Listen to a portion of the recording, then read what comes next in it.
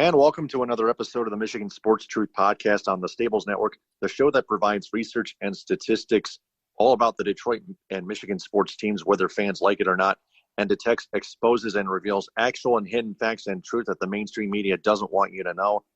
I'm Taylor Phillips, along with Frank Vasner. Follow me on Twitter at Periscope and Instagram at DT2Phillips.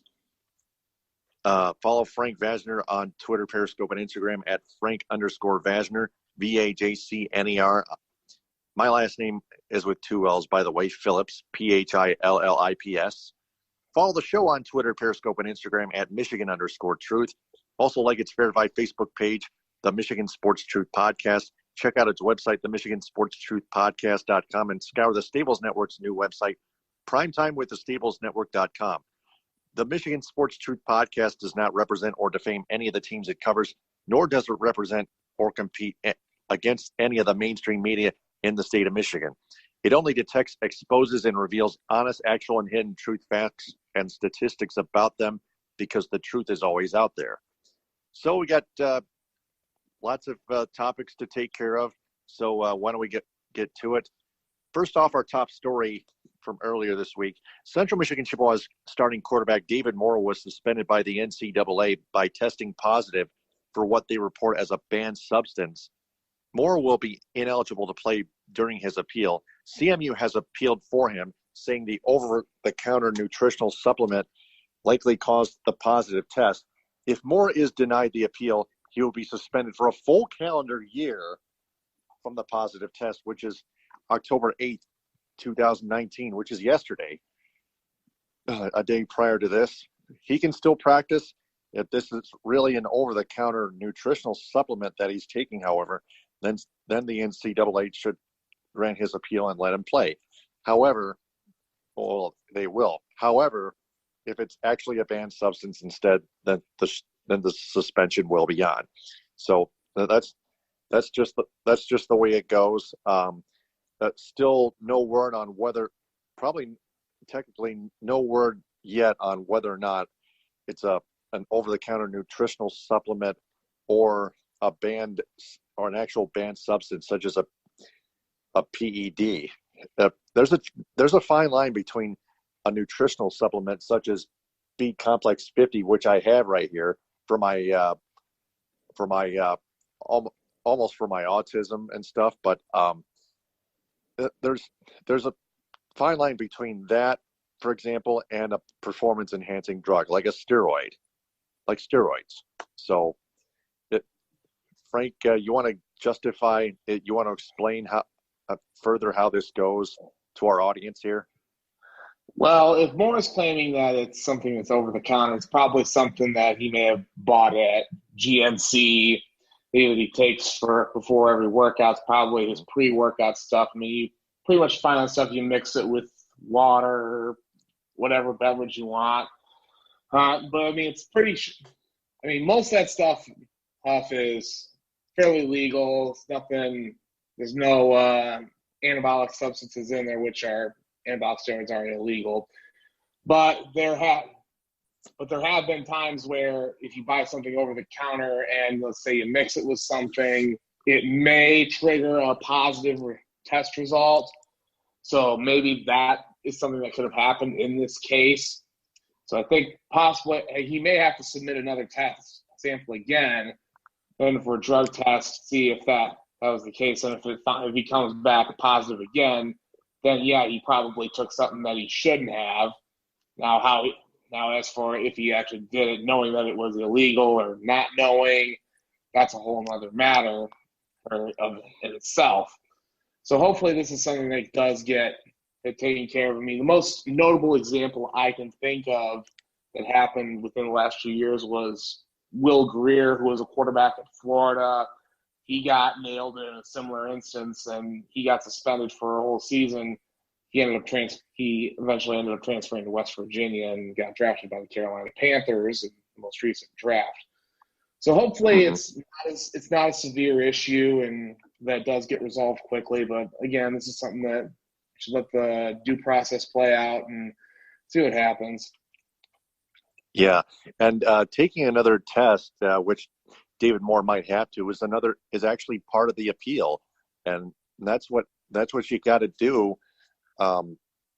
If you're going to appeal, you got to prove why. You got to try to prove to yourself whether you're not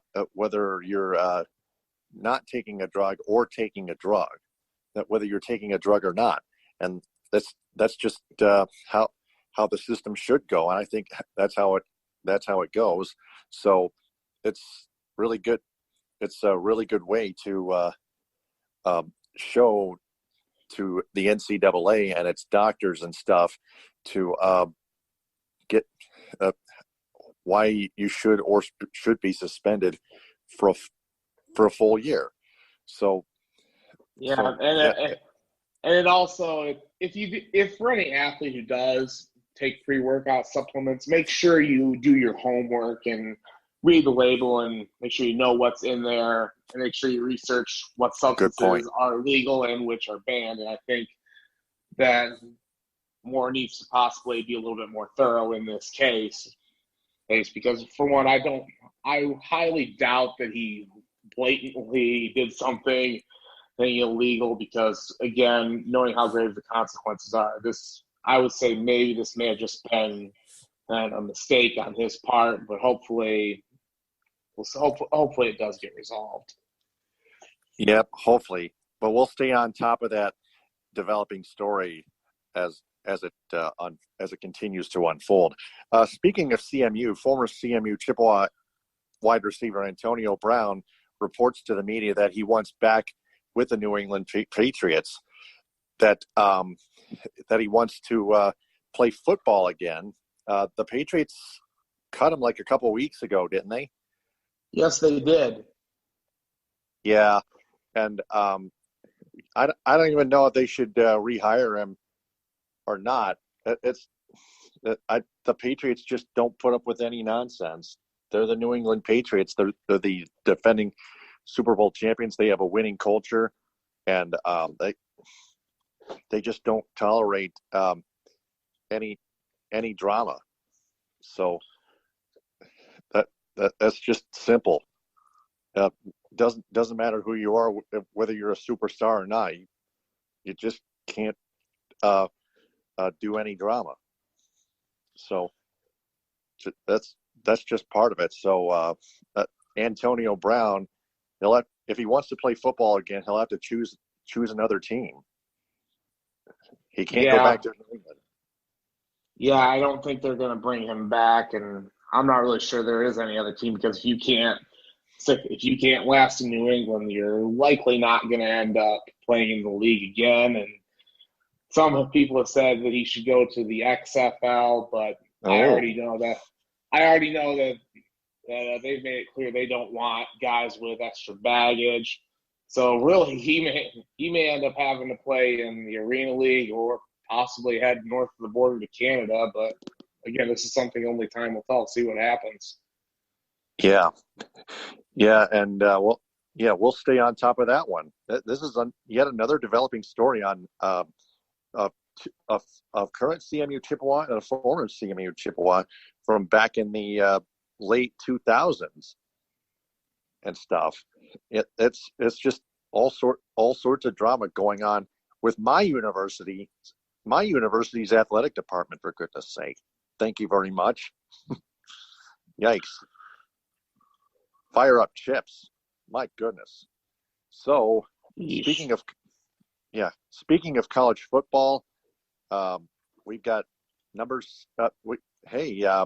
Michigan beat Iowa. They held them to just 3 points, and they won 10-3. Their offense looked really, really iffy. First off, I know their defense was spectacular. I did not know that they would hold then 14th ranked Iowa, the Hawkeyes, to just 3 lousy points. That is quite incredible. That was better than that one win back in 2016 in Ann Arbor against the Wisconsin Badgers. That was a big game, we have to admit, but this one was even bigger this year than it was 3 years ago at the Big House. But my goodness, Michigan held Iowa's powerful offense to just 3 points. You got to hand it to them. I will admit fully that Michigan's defense did show up to play, but here's what my thoughts on Iowa is that I thought they were kind of overrated coming in, and on the season coming into this one, they had wins over Miami of Ohio, Rutgers, close win over Iowa State, and they blasted Middle Tennessee State. So they pretty much had wins over average to below average teams. And Middle Tennessee State. Yeah, Middle Tennessee State has only won 2 games this year. And they're pretty much on Michigan beat them. They just didn't blow them out like Iowa did. Yeah. But here's the thing I've noticed with Iowa, Taylor, is you get them away from Kinnick Stadium, they're a different team. And they pretty much show that. I mean, you're not it's pretty rare that they're going to go into a place like the Big House or the Shoe and steal a victory. The only time I remember them winning in the Big House when Michigan was actually good was 2002 when I believe Brad Banks tore Michigan to shreds and emptied out the Big House. Yeah, that's a good reminder. And Michigan, they just seem to be doing good at home, even if their offense is really iffy. Jake Moody, for example, missed 2 field goals, one of them from long, like 47, and then another one being a chip shot, which he missed. That could have like pretty much almost sealed the game, that could have made it a 2-possession game. But that Michigan led 10-0 to begin with, so they had a 2-possession lead before. They could have made it a 2-possession game again, but Jake Moody just flat out choked it. Yeah. And one thing I do want to hit on real quick is Jim Harbaugh saying that the offense is hitting its stride. What? You put up 10 points in the first quarter, and that's it. Your quarterback only threw for 147 yards, also a pick. Your leading rusher only put up 42 yards. I mean, look, your defense probably put together their best performance, one of their better performances of the season. And against a team that's halfway decent, I would say, someone say, oh, well, they shut Rutgers out. But come on, Rutgers is one of the 10 worst teams in America. So if you shut them out, anybody can do that. But Harbaugh claiming that the offense is hitting its stride. Look, Shea Patterson, 14-26, 147 yards, no touchdowns, and 1 interception. Zach Charbonnet only puts up 42 yards on the ground, averages 3.2 a carry. As a team, you averaged 3.6 yards per run, and that's pretty much show a problem that you've had all season. I mean, Nico Collins, I will give Michigan credit. Nico Collins, I think, is going to play in the NFL as a wide receiver. So you've got some good receivers. I said it before. Nico Collins, Donovan Peoples-Jones, Tariq Black. You've got 3 good receivers. Why not air it out to them more? But I think it also goes back to what Shea Patterson was when he came in here. He's basically a single read shotgun QB who doesn't really progress through his reads very well and read coverages. For one, I mean, if he throws up to Nico Collins every play, okay, yeah, that might get you yardage, but again, defenses are eventually going to find a way to key in and get after you. And I think that if you keep playing like this in your bigger games this season, and we'll pull up Michigan's schedule. Oh, I mean, look, on the road at Illinois, okay, you should win that one. Going to Happy Valley at night, you put up a performance on offense like you did against Iowa, you're not winning. Same deal with Notre Dame coming into the Big House. I mean, Maryland, I'll say win. Michigan State, rivalry game, that's still a toss-up. More on Michigan State later. I love toss-ups between Michigan and Michigan State because I love them both evenly, personally. Yeah. Yeah. But I mean, that's always going to be a tough game. Indiana, the last couple times you've gone to Bloomington, and they've had a hard time putting Indiana away. And then if your offense plays that pathetic against the Buckeyes, you're gonna get decapitated. Oh boy. So I mean, look, and it seems like Harbaugh's basically saying, "Oh, it's just a Spencer saying, oh, well, our offense is hitting stride." Really? Their best performance was against one of the 10 worst teams in America in Rutgers. Right. Who I think there's probably some high school teams who could put up just as good of an effort. Oh boy, yeah. Yeah. So, I mean, look, you want to claim that your offense is getting better, go out and do something. I mean, look, Illinois is somewhat better than what they've been in years past, maybe. They're 2-3, but I still don't think they're any good. They're still near the bottom of the Big Ten West Division. In fact, they even lost to Eastern Michigan, and back in, I believe it was week 3. They've only beaten Akron and UConn, who are 2 of the 10 worst teams in America as well. They put up a fight against Nebraska, and they got their doors blown off by Minnesota. So I think this is a game I think Michigan will win pretty easily. But, I mean, I think what you have to do if you're Jim Harbaugh, look for things that you need to get better at and try and get better at running the ball. I mean, what that means, blocking better.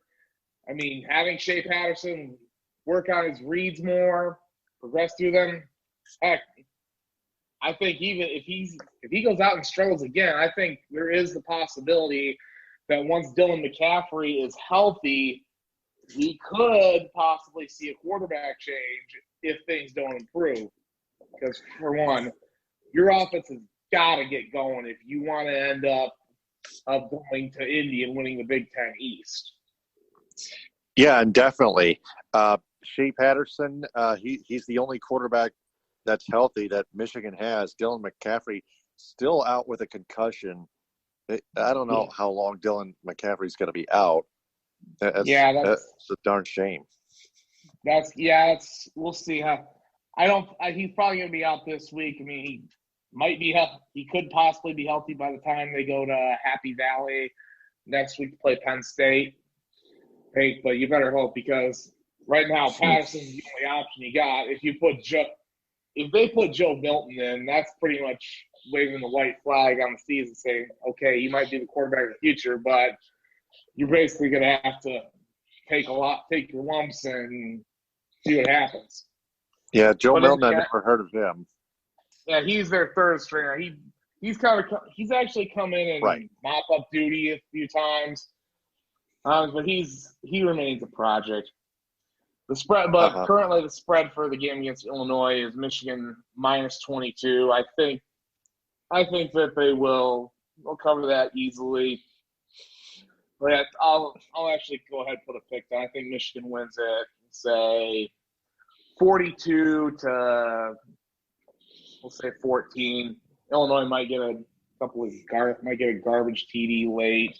So I think they'll win this one easily, and then it'll be on to Happy Valley for them, and that's really going to be a doozy. Yeah, I'm going to go lower on Michigan's amount of points. I think Harbaugh is getting too cocky with its offense. That I think Michigan's going to put up 33 points. They're going to win 33-10.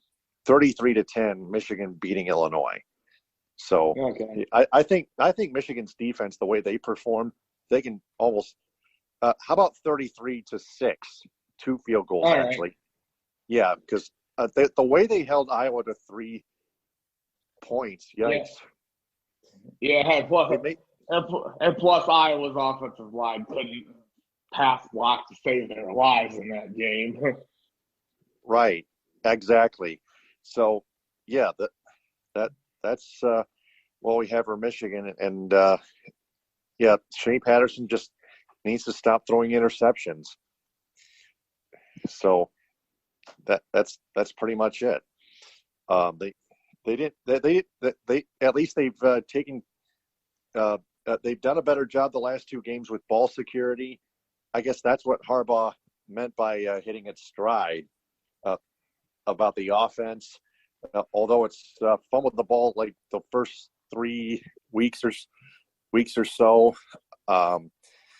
One against Middle Tennessee State, the other against Army, the other Wisconsin, before they started doing a better job with ball security against Rutgers, and then Iowa. So Michigan, 4-1, they move up to 16th in the AP poll rankings in college football. So this is just what Michigan just has to keep on doing, just taking care of the football with ball security, just hanging on to the football. That's one thing the offense is doing right the last two games. Let's just hope they keep it up against Illinois and then Penn State. So and so on and so forth. If they, they might lose a close one to Ohio State if they hang on to the football, but Ohio State's offense is very, very powerful. Michigan's defense gave up 55 of the 62 points last year, as you may have recalled, Frank. That was in the Horseshoe. This year, it's in the Big House in Ann Arbor. The Buckeyes are going to come in, but it's in a very hostile environment, very, very hostile. The border rivalry, the rivalry of all sports, the game. That'll have to wait until like 2 days after Thanksgiving. Yeah, that is very true. And since you bring up Ohio State, we'll shift gears to Michigan State, who the Buckeyes ended up playing. And of course, this one kind of actually went as I expected. Ohio State winning 34-10. Mm-hmm. And I know some people say, oh, well, it wasn't a complete blowout. Well, I mean, Michigan State, to their credit, their defense actually played pretty tough in the first quarter. They got to Justin Fields a little bit. But, I mean, but the truth is, I think those two fumbles really kind of killed their chance to jump on them. They fumbled twice in the first quarter. And even though it only led to Ohio State hitting one of two field goals. But then once the second quarter rolled around, that's when Ohio State started getting rolling. And then it was pretty much at the point where they added a touchdown in the fourth and took their foot off the accelerator during that one. Yeah. Michigan State's defense, I mean, as a Spartan fan, I don't like saying this, but I'm going to say it anyway. Michigan State's defense is highly overrated. I mean, they gave up 529 yards to Ohio State, as I'm looking at the box score right now. I mean, Justin Fields again, they took their foot off the accelerator through two touchdowns. They did end up getting an interception, and then that was Fields' first interception thrown of his career but pretty much they really struggled to move the ball at all. Brian Lewerke ended up throwing 218 yards, did have one touchdown, but he ended up throwing a pick. And plus he ended up missing a ton of receivers. Darryl Stewart ended up dropping a couple passes. Cody White dropped one. It's pretty.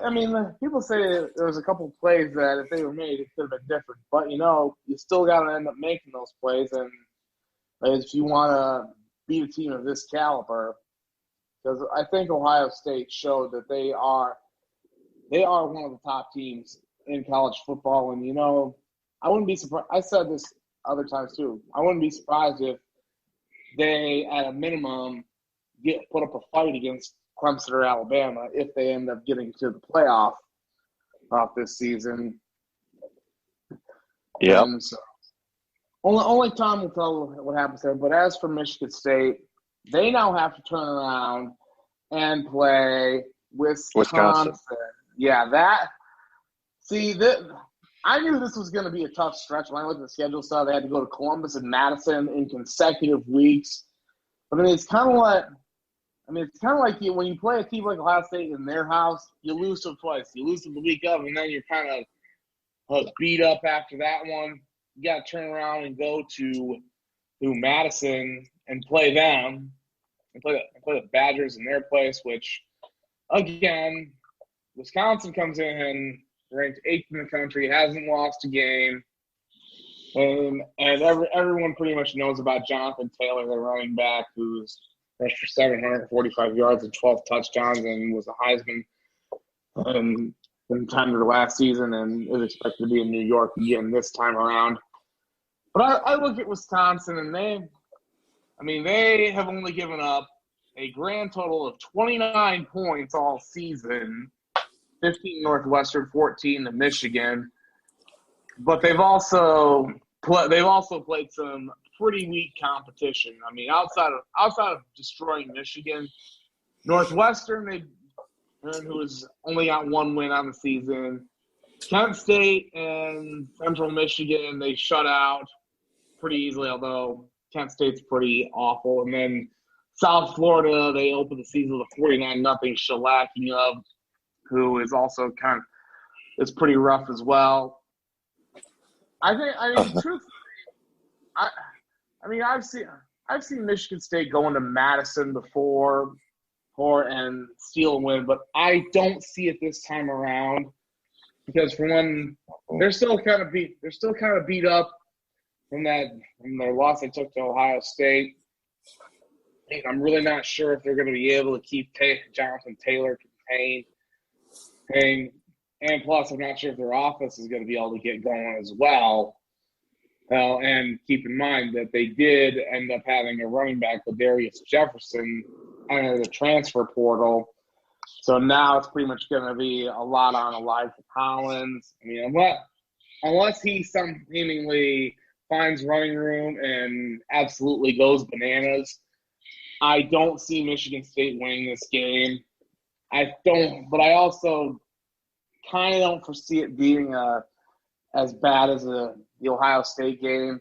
Mm-hmm. I'm going to say this one probably ends up being – unless I can see it being a low-scoring defensive game, I could see it being kind of a 21-17 game, maybe a 24-17 game. Wisconsin ends up winning it. But I think the other thing, too, is Wisconsin doesn't really throw the football that much. Jack Cohn, their quarterback's only thrown 7 touchdowns on the season. They're just pretty much very run-heavy, and they're just going to pound and pound and pound and pound, and when all else fails, pound it some more. So I think it's good. I think Wisconsin wins at 24-17. Michigan State will hang around. It'll be a tough physical game, but I think the Badgers prevail in this one. I'm going to pick the Badgers 38 and the Spartans 10. Now, the Spartans offense still can't get anything going, especially on the road. And the way they got beat up by Ohio State, their defense, they're playing in another hostile environment in Madison. Just like Michigan got rickrolled by Wisconsin, I think the Spartans are going to suffer the same fate. So 38-10 is my score prediction. Wisconsin rickrolls the Spartans. So Michigan and Illinois Saturday at noon on ABC. We remember EMU beating Illinois on the road early this season, and then the Spartans at the Badgers 3:30 on BTN. We are going to preview the Lions and Packers. We are going to recap Chiefs-Lions. The Lions-Packers preview is next, but let's go ahead and recap the Chiefs-Lions since we didn't get to do it here on the Stables Network due to technical difficulties on that old feed. So it was a close one. The Lions fans think the refs might have screwed them, which was not the case, and that's what's wrong with the Lions fan. That's what's wrong with Lions fans. They they just want everything to go their way just because they're just so desperate due to the fact that their team has won only one playoff game in 62 years. And it's been run to the ground by the Ford family. They just don't care. It's just first off, Kenny Galladay's touchdown that was overturned. The ball was juggling in his hands. You got to squeeze the whole thing. You can't let it juggle. That was just a nanosecond or two right before Kenny Galladay's second foot landed down in the end zone. Both feet were down, but the ball was juggling just before then. I think the ball started juggling after the first foot was down, but that was before the second. The ball started juggling before the second foot was down. So that confirms the referee's right decision to overturn the call. And then that fumble that was returned 99 yards for a touchdown by the Chiefs. Kerryon Johnson was not down. He was he just ran into heavy traffic and he lost the football. And the whistle did not blow. And the referees let play continue. They saw the loose ball come out. They knew it. Even they knew it was a fumble. I'm not really sure. At first, it was a kind of a surprising thing to experience. I was like, "What's going on here?" Wow! But fans are just the fans were all over the refs, and they want to blame them for the Lions' loss. No, I don't think so. The Lions still hung around. They took the lead 2 times, and then they blew it with just precious seconds left. It was 34-30 was the final score. Chiefs won. They stayed undefeated. And then they lost this past Sunday to the Colts at home, which is surprising. But that Hail Mary, that might have been something there was something that some play that might have been pass interference, but that was deserved. Lions fans deserved it. They lost, but that's something they got to overcome. They can't fumble the football. They got to do a better job with ball security, just like I mentioned before with Michigan, the Michigan Wolverines. Yeah, you're absolutely right, Taylor. And here's what I'm gonna say to all Lions fans who might still be complaining about how they got screwed. Don't be complaining about stuff that your team can't control. Complain about stuff that they can control, like playing through the whistle or hanging on the football. For one, that Galladay catch that got overturned, nobody's getting that call when you bobble the ball twice, especially as you're going to the ground. Nobody is. I don't care. I don't care if you're Devontae Adams or any other top receiver in the league. Nobody's getting that call. That wasn't a catch by the letter of the law. And Kerryon Johnson's fumble at the goal line. Keep playing until they blow the whistle. Don't get and hang on to the football. All is well. And as for the missed pass interference call, for one, don't put yourself in that situation. In fact, what were you doing on 4th down? You only rush 3, and you have a linebacker peel off and try and double cover the running back coming out of the backfield, leaving the field wide open for Patrick Mahomes to scramble easily for the first down. And more. All Pasqualoni, I'm looking at you. Right. And whoever the linebacker was on that play. You don't do that. Everyone knows if you're going to – and for one, I'm no fan of rushing 3. You bring 4, make them get rid of the ball quicker, especially since your pass defense actually played pretty well because Mahomes did not throw a single touchdown pass in that game. So you did pretty well. And for one, if you're going to break through that situation, have somebody spy because Mahomes can scramble. Oh, I mean, look, I know he's not Lamar Jackson. and he's going to torch you for a really long run, but still have somebody watch it because you fall for a quarterback scrambling on 4th and long. That's like falling for the banana in the tailpipe gag from Beverly Hills Cop. Play about stuff the team can't control. I don't mind if you do that, but don't be going on and on about all this stuff that they have no control over.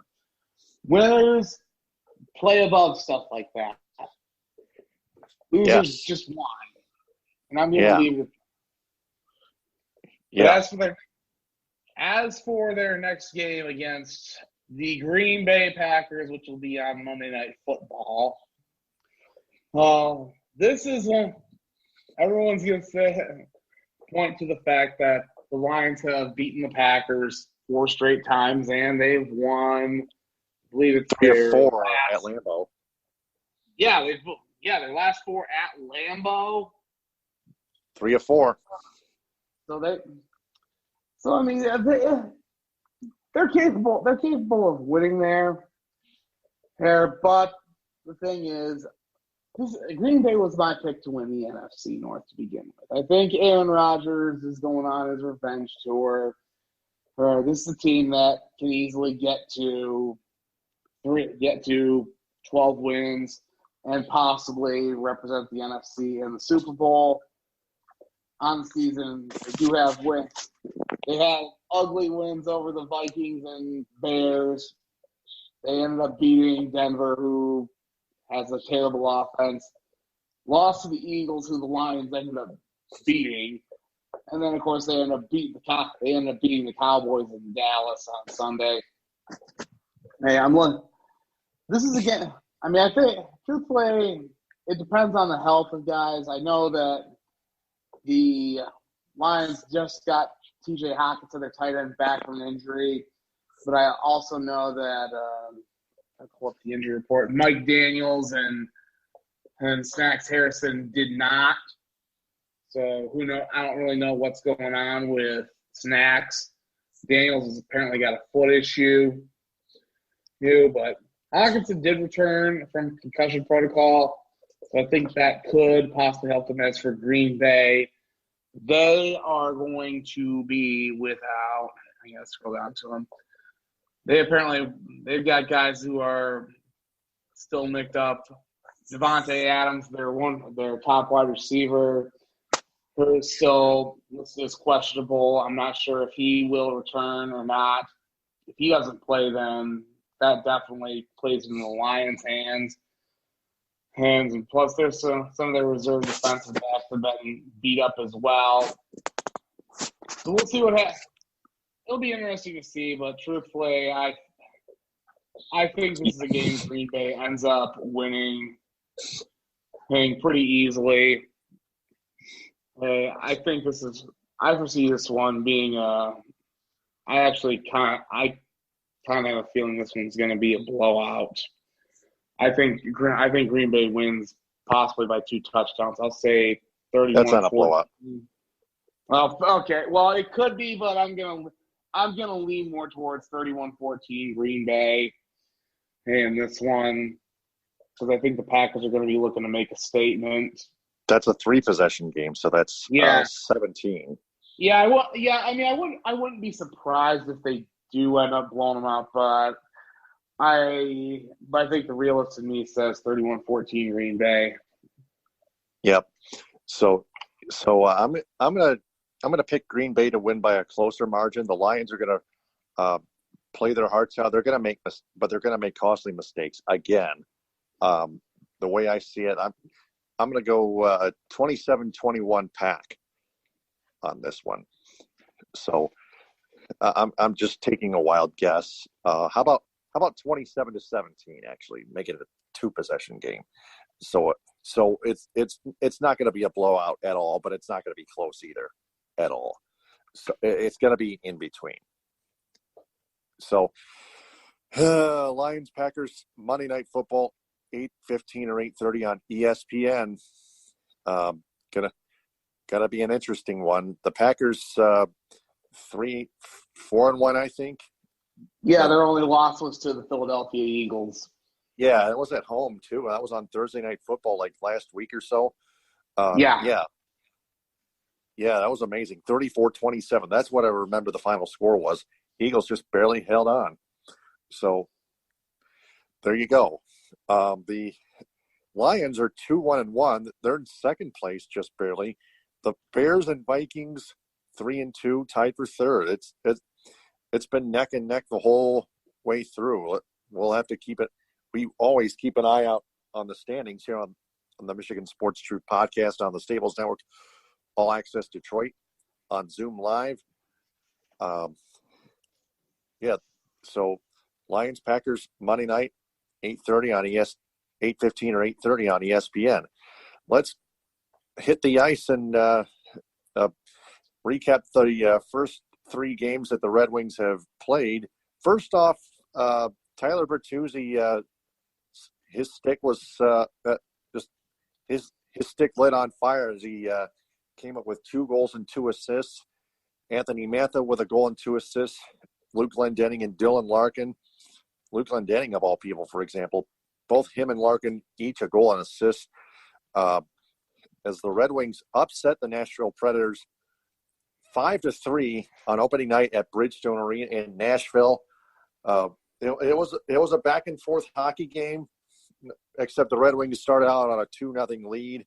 They coughed it up in the second period, but the Predators never had the lead. That's the most interesting part of this Red Wings win on opening night.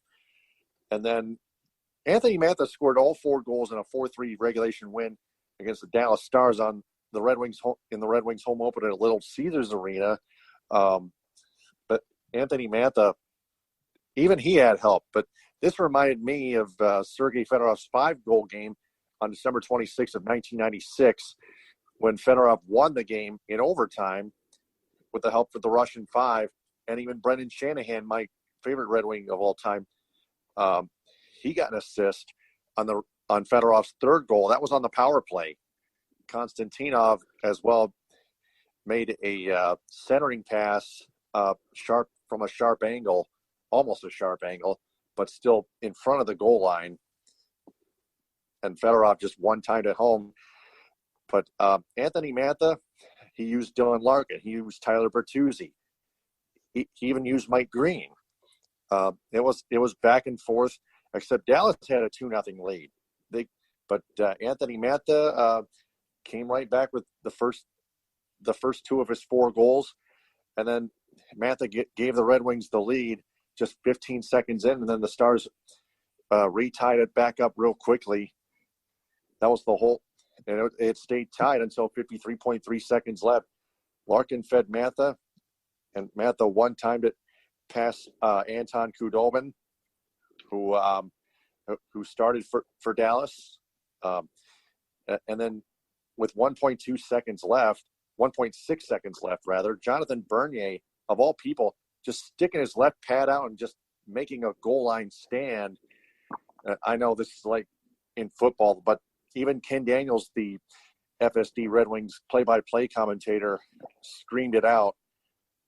Bernier made the stop right at the goal line in the crease to keep the puck out of the net. It had to be reviewed, but the call was confirmed, no goal. Thankfully. But my goodness, what an exciting game. But then they suffered their first loss of the season to the Anaheim Ducks 3-1. It was scoreless after 1. Then Philippe Hronek scored what appeared to be the only goal for Detroit. Then Dylan Larkin thought he had a goal to give the Red Wings back a 2-1 lead after Dallas tied it just like seconds before, 50 seconds before. But the goal was waved off because Anthony Mantha just barely was offside. I saw the replay clearly as I was watching the game at LC Tap House, just 7 miles north of me, up in Lake City in town. Anthony Mantha was clearly offside. His skates were just in front of the puck, which was on the blue line before the puck completely crossed the blue line.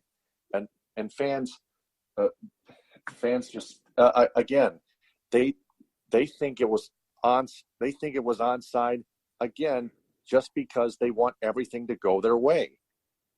They just don't care. That's how reckless the fans are. Just like all fans of all teams in this country, but Detroit is the most thin, has the thinnest skin of Detroit's people has the thinnest skin ever. It doesn't matter whether their gender, age, race, or orientation or so. They just want to favor their teams. They coddle, they shill, they homer. The play was clearly offside, just barely. It was very, very close, but it was offside. The refs made the right call to overturn it, and then the Stars took the Ducks took the lead. Ritchie and then Silverberg. That's the what. And the Red Wings just started falling apart. They didn't even score a darn goal afterwards. So that's just it. So Frank, 2-1-0 is not a bad start, but it could have been 3-0-0. I know you're not going to win at every game, but it could have been 3-0-0 had the Red Wing, or either 2-0-1 rather. One of the other. If it had the Red Wings not fallen apart, then it would have been an exciting game, no matter who won. Yeah, but the Red Wings, I did not expect that kind of start to emerge in their first rebuilding year under general manager Steve Yzerman, who said it's going to take time. But my goodness, here they are. Yeah, seeing them get off to a 2-0 start in the Yzerman era was nice. I will fully admit that.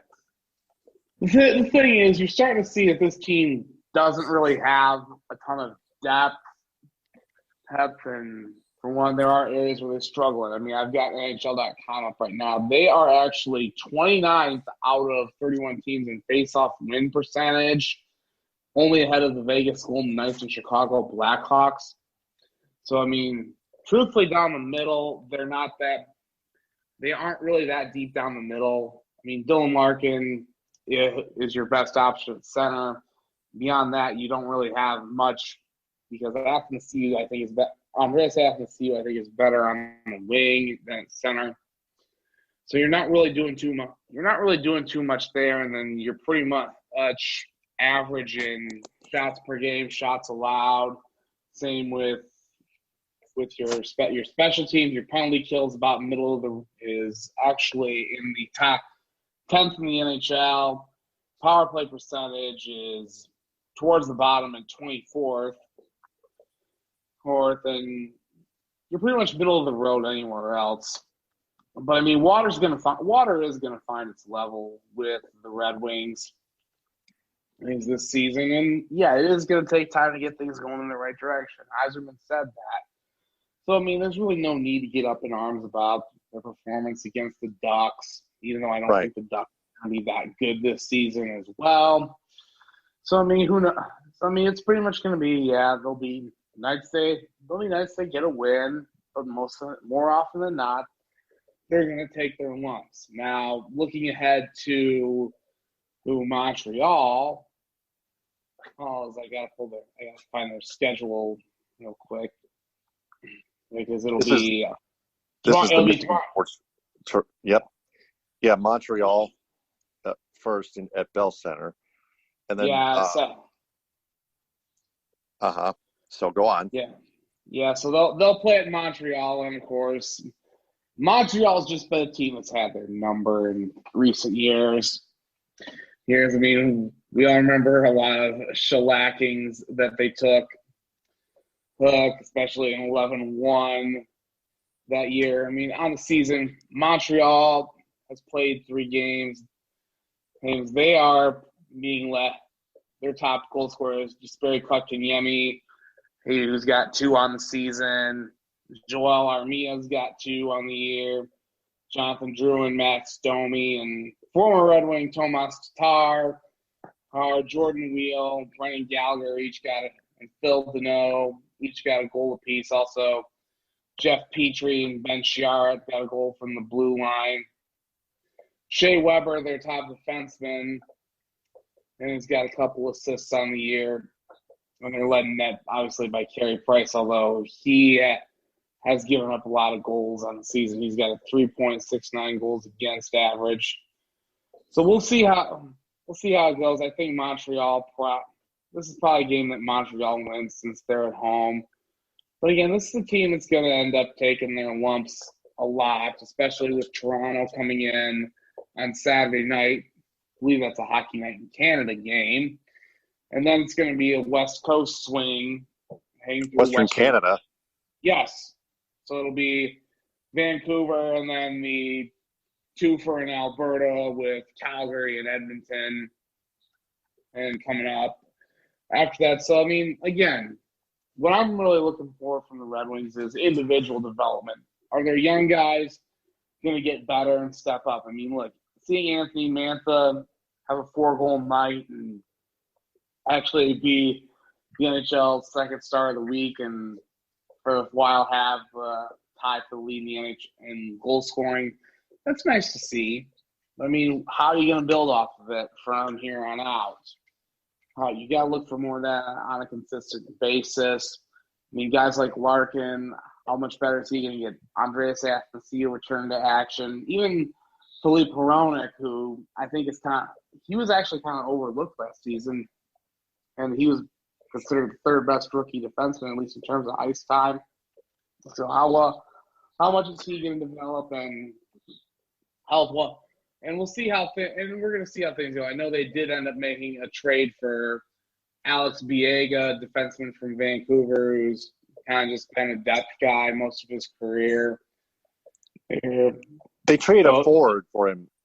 Yeah, David Pope, who they took in the 2013 draft, who pretty much never had a chance of sniffing the lineup in Detroit. And right, so I mean, it really was. Yeah. It's not too much, nothing to get really up in arms about. I think really Steve Yzerman was just trying to get some depth on his blue line, especially with Trevor Daley being injured, hurt right now, and I think I'm looking at that, and I believe also Jonathan Ericsson still hasn't been cleared to play. So I think he just kind of wanted to get some depth back there as well in the event somebody else goes down with an injury. So he has somebody for this upcoming road trip. Right. I can't wait till Jonathan Ericsson gets the boot. Jeez. I don't mind Trevor Daley. But I don't mind Trevor Daley staying, but Jonathan Ericsson was trash the last few years. He was. There's no kidding about that. Just a turnover machine, and he just hasn't produced. That's it. Yeah.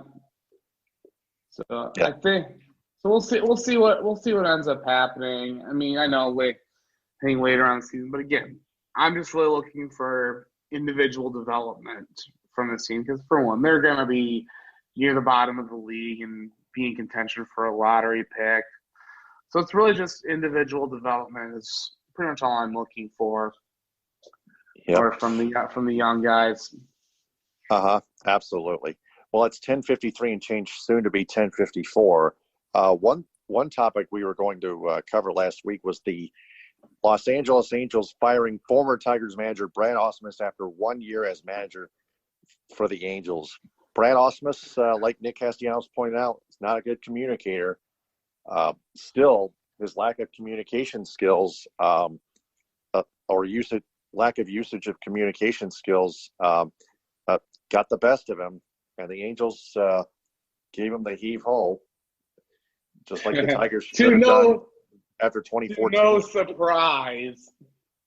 I mean, look, I think everybody knew that this was going to happen. I mean, I'll steal a quote from former co-host of the show, Ed Smith. It was going to be a lot of poor Mike Trout. Now, the Angels get rid of the Dartmouth dummy, No surprise there. And it sounds like they're going to bring Joe Madden in again. Color me shocked there, sarcastically. After he got let go by the Cubs, who are in talks with Joe Girardi. Yeah, but I mean, at least Madden got the Cubs to a World Series. So Yeah, he got a World Series championship, for goodness sake. The Billy Goat curse had been broken then. So hopefully better days are ahead for the Angels. I'm not saying that they're gonna end up winning the World Series next season. Is they got an off season to go through. Got to get different guys in. So, but we'll see what happens. The Angels will be better off without the Tigers. Speaking of the Tigers, though, they had their bench coach Steve Little retired, and they decided to move Lloyd Clendon to the bench coach vacancy, meaning McClendon's no longer the hitting coach. So they decided to hire Joe Vavra as the hitting coach. Now there are no guarantees on this one, but it was actually much needed to be addressed. Lloyd McClendon was a terrible hitting coach, and the last 2 years under manager Ron Gardenhire, who was staying put for one more year, the last year of his contract in 2020, the Tigers' offense just did not click at all the last two regular seasons through this calendar date. So, but we'll have to keep an eye on that. There's still, again, no guarantees, but we'll keep an eye on their offense. Joe Vavra was a former hitting coach of the Minnesota Twins from 2006 to 2012, and the Twins had plenty of offense under Joe Mauer, John Morneau. Justin Morneau. Yeah, Justin Morneau. Sorry about that. Yeah, not John. Justin Morneau. Thank you very much. Those guys were hitting machines, and a lot of them were tire killers. I mean, Mauer and Morneau. Plus, they also had Joe Creedy, Michael Kadire. I mean, I could probably another former Twin, another Twin back in that day. Yeah. I can't. Yeah, I still remember that 2009 Twins team that just tormented the Tigers. Denard. I think I could. Denard Span, Joe Mauer, Justin Morneau, Joe Cree, Michael Kadire, Jason Kubel. There's probably others I'm missing as well. Yeah, but we got, it's almost 10:58. So we're probably gonna have to wrap. Yeah, Pistons, by the way, beat the Dallas Mavericks 124 to 117 in preseason play. They're now 1-1 in preseason play. They lost their first game. Both games are Little Caesars Arena, but they lost their first game in rout fashion to the Orlando Magic 115 to 91. It was projected that Blake Griffin had plenty of rest, only played three preseason games. So that's a good idea, considering how many key guys you have on the roster if you're the Pistons. So closing statement time, Frank, what have we learned? Well, I think we've learned that both Michigan and Michigan State have to get their offenses going. The Red Wings, it's going to be a rough season, but truthfully, all we need to watch for is individual development from young guys.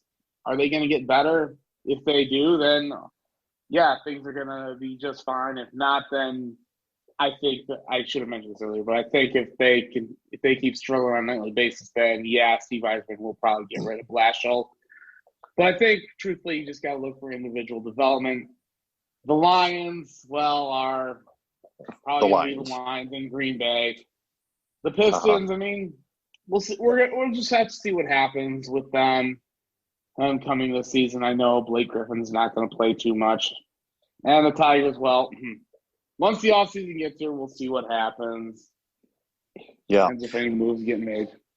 My closing statement to the fan bases, especially in Detroit, stop blaming the referees. Watch the games more clearly, please. Your team is self-destructing the way they're losing. Don't blame the officiating. Don't blame the refs. Okay?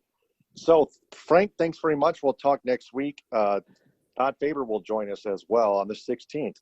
So catch us on, I believe on the Stables Net. Yeah, it's on the Stables Network. Check out our website, the show's website, the Michigan Sports Truth Podcast.com. Also, like its verified Facebook page, the Michigan Sports Truth Podcast. Follow its Twitter, Periscope, and Instagram at Michigan_Truth, and listen to its independent edition in audio form on Spreaker, iHeartRadio, Spotify, Apple Podcasts, via iTunes, Google Podcasts, and CastBox. For Frank Vashner, I'm Taylor Phillips. Follow him on Twitter at Frank_Vashner, also on Periscope and Instagram. Follow me on Twitter, Periscope, and Instagram at DT2Phillips with 2 L's. We'll talk next Wednesday at 10 on Zoom Live. Thanks very much for listening, downloading, and sharing. And remember, the truth is out there. TTFN, ta-ta for now. Bon appetit. Hit 'em with a Hein.